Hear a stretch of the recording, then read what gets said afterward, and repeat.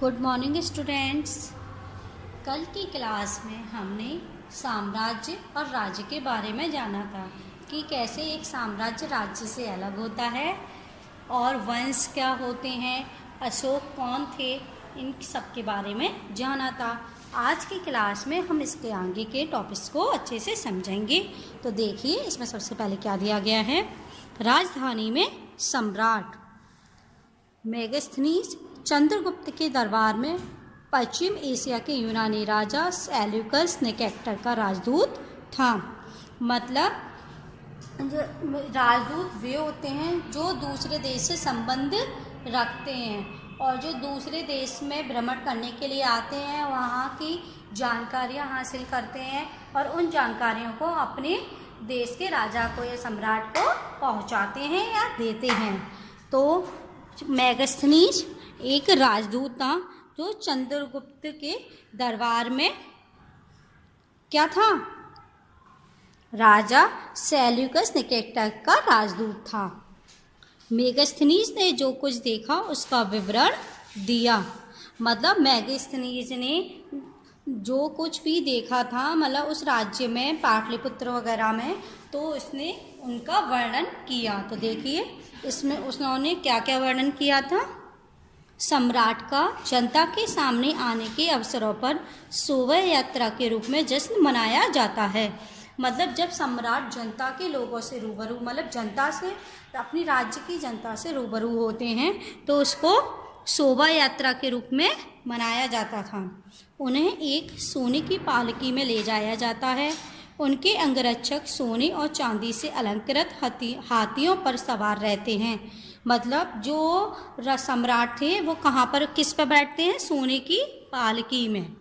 और उनके जो अंगरक्षक, मतलब जो उनकी रक्षा करते हैं, उस समय उनके जो सुरक्षा और सेना होती है वो किस पर होती है, सोने और चांदी से अलंकृत हाथियों पर। कुछ अंगरक्षक पेड़ों को लेकर चलते हैं और जो कुछ रक्षक होते हैं वो किसको लेकर चलते हैं, पेड़ों को लेकर चलते हैं।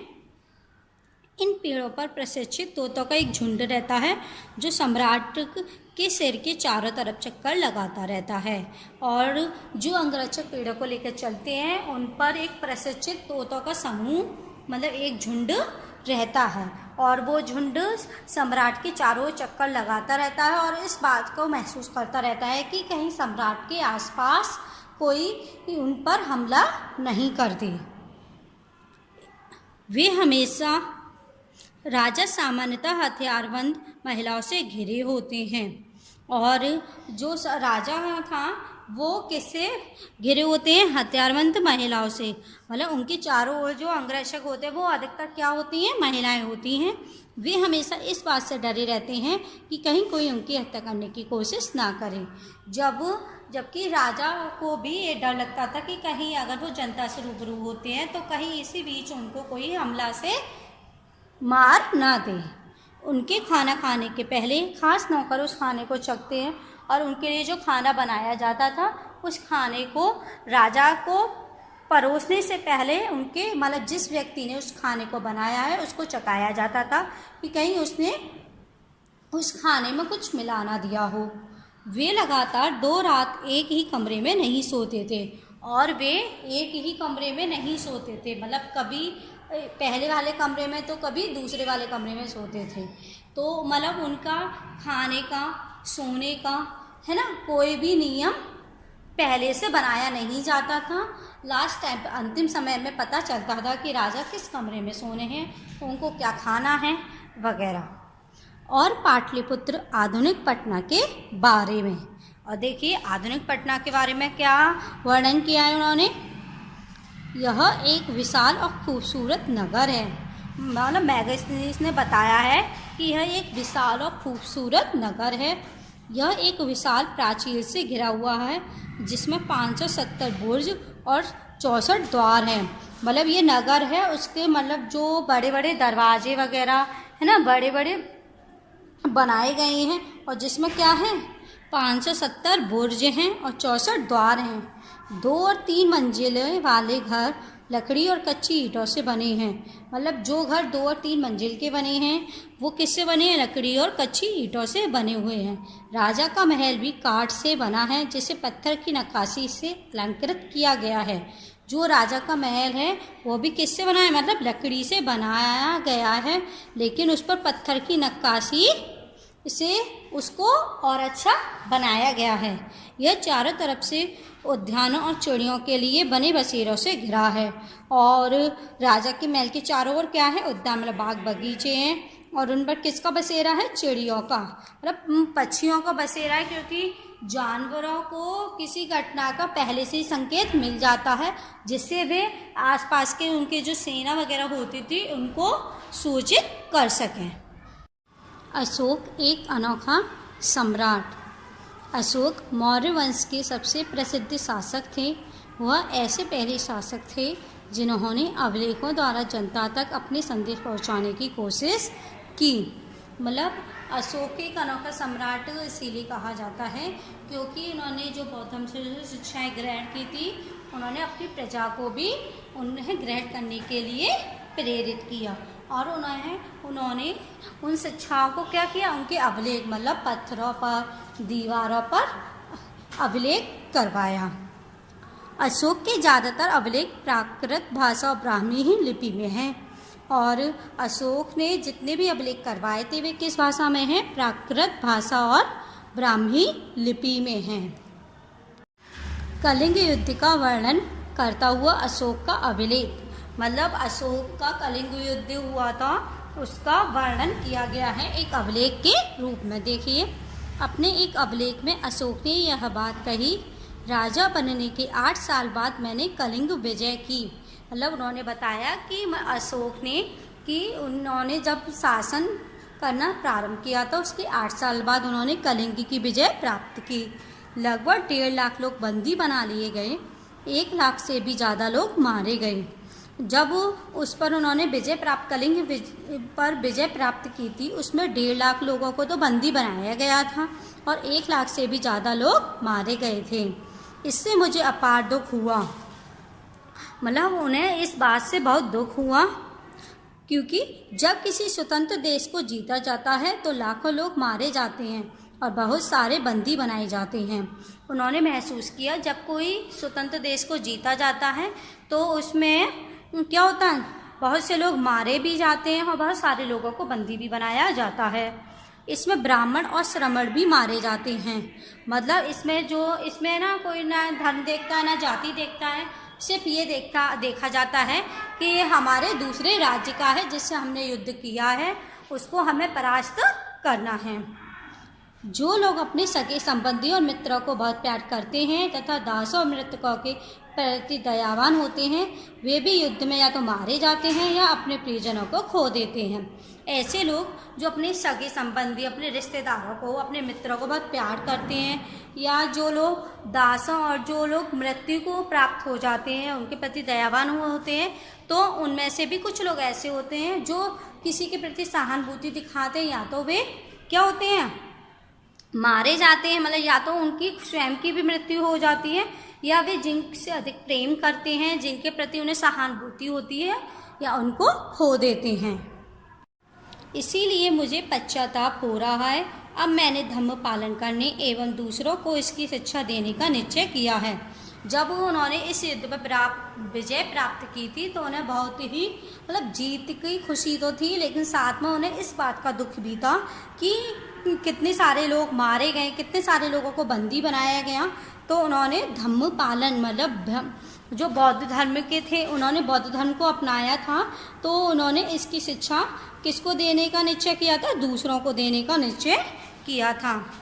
मैं मानता हूँ कि धम्म के माध्यम से लोगों का दिल जीतना बलपूर्वक विजय पाने से ज़्यादा अच्छा है। मतलब उन्होंने बताया कि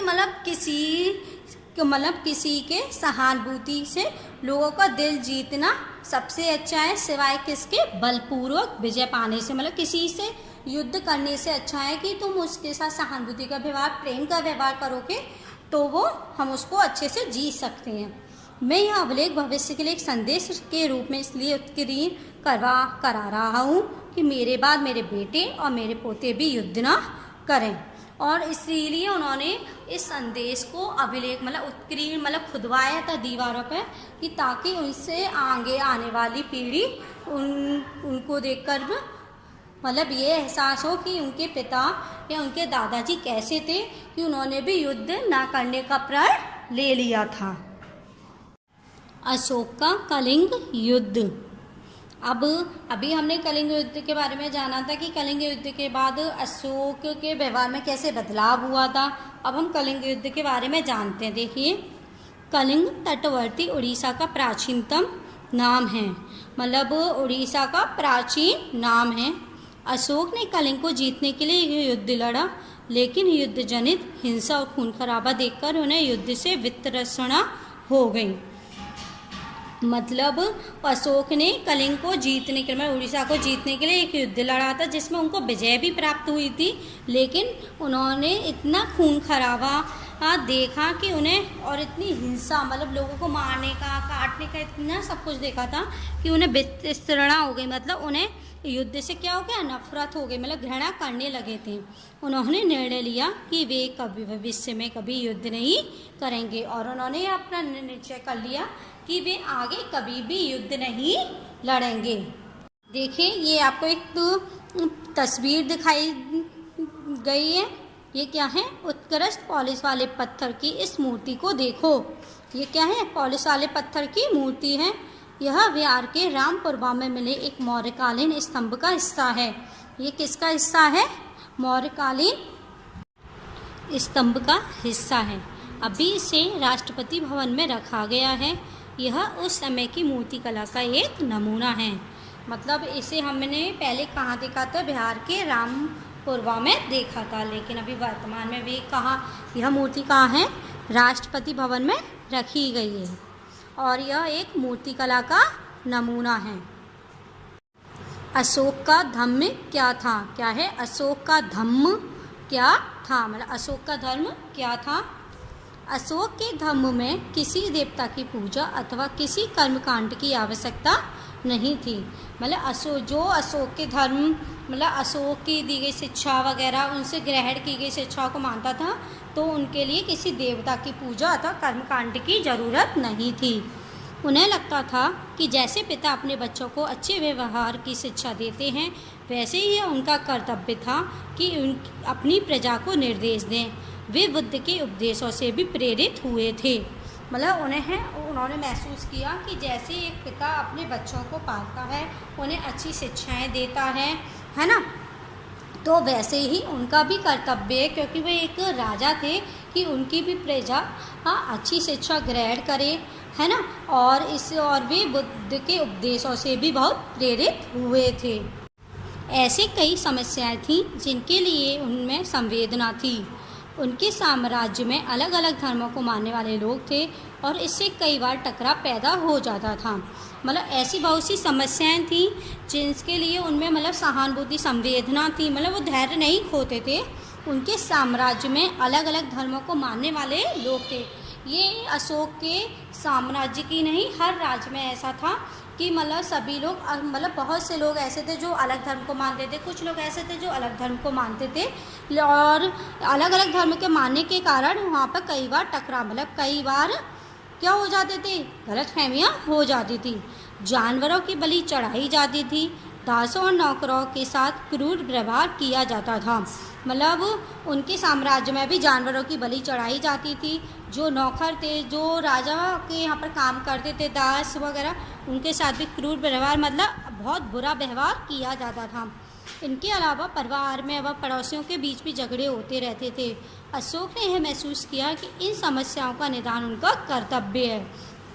जब उनको इस बारे में पता चला कि मतलब जानवरों की भी बलि चढ़ाई जाती है, नौकरों के साथ भी बहुत बुरा व्यवहार किया जाता है, आपस में पड़ोसी भी एक दूसरे से झगड़ा करते हैं, तो उन्हें इस बात का क्या हुआ, एहसास हुआ कि उन्हें भी मतलब जैसे कि एक परिवार में अगर कोई व्यक्ति गलती करता है तो उसको पहले समझाया जाता है ना, और उसको सही दिशा दिखाई जाती है। तो उन्होंने भी महसूस किया कि ये प्रजा क्या है, उनका एक परिवार है और अपने परिवार को सही शिक्षा ग्रहण कराने के लिए उन्होंने अपनी कर्तव्य समझा। इसीलिए उन्होंने धम्म महामात्य नाम के अधिकारियों की नियुक्ति की, जो जगह जगह जाकर धम्म की शिक्षा देते थे। और इसीलिए मतलब उन्होंने इसका क्या निधान पाया, उन्होंने धम्म महामात्य के नाम के अधिकारियों को नियुक्त किया अपने साम्राज्य में, और वे लोग अलग अलग जगह जाकर शिक्षा लोगों को देते थे। इसके अतिरिक्त अशोक ने अपने संदेश कई स्थानों पर शिलाओं और स्तंभों पर खुदवा दिए। अधिकारियों को यह निर्देश दिया गया कि वे राजा के संदेश को उन लोगों को पढ़कर सुनाएं जो खुद पढ़ नहीं सकते थे। अशोक ने धम्म के विचार को प्रसारित करने के लिए सीरिया, मिस्र, ग्रीस तथा श्रीलंका में भी दूत भेजे। इसके अतिरिक्त मतलब अशोक के जो संदेश थे वे कई जगहों पर क्या हुए, स्तंभों में, खंभों में, है ना, दीवारों पर क्या किए, उत्कीर्ण करवाए। और उन्होंने अधिकारियों को मतलब उन्होंने जो अधिकारी नियुक्त किए थे उन लोगों को बताया कि उन्हें ये संदेश सुनाने भी हैं, किन लोगों को, जो लोग पढ़ नहीं सकते थे। और उन्होंने मतलब धम्म के मतलब जो धर्म विचार थे जो अलग है ना, जो उन्होंने जिस धर्म को अपनाया था उनकी जो शिक्षाएं थी उनको प्रचार करने के लिए अपने दूतों को अलग अलग देशों में भेजा। और वे देश कौन कौन से थे, सीरिया, मिस्र, ग्रीस और श्रीलंका। उन्होंने सड़कें बनवाई, कुएं खुदवाए और विश्राम गृह बनवाए। इसके अतिरिक्त उन्होंने मनुष्य व जानवरों की चिकित्सा की भी व्यवस्था की। मतलब उन्होंने ये काम तो किए थे, साथ में उन्होंने मतलब अच्छी सी सड़कें बनवाई, लोगों के पानी पीने के लिए, जल का उपयोग करने के लिए जगह जगह कुएं खुदवाए, विश्राम गृह, अतिथि गृह बनवाए, जिससे कि दूसरे देश के लोग आकर वहाँ पर रुक सकें। और इसके अतिरिक्त उन्होंने मतलब वे लोग जो गरीब थे, जो अपने इलाज स्वयं नहीं करवा सकते थे, या जो जानवरों के साथ अब बुरा व्यवहार करते थे और जो जानवर बीमार हो जाते थे, उनके लिए भी चिकित्सा की व्यवस्था की।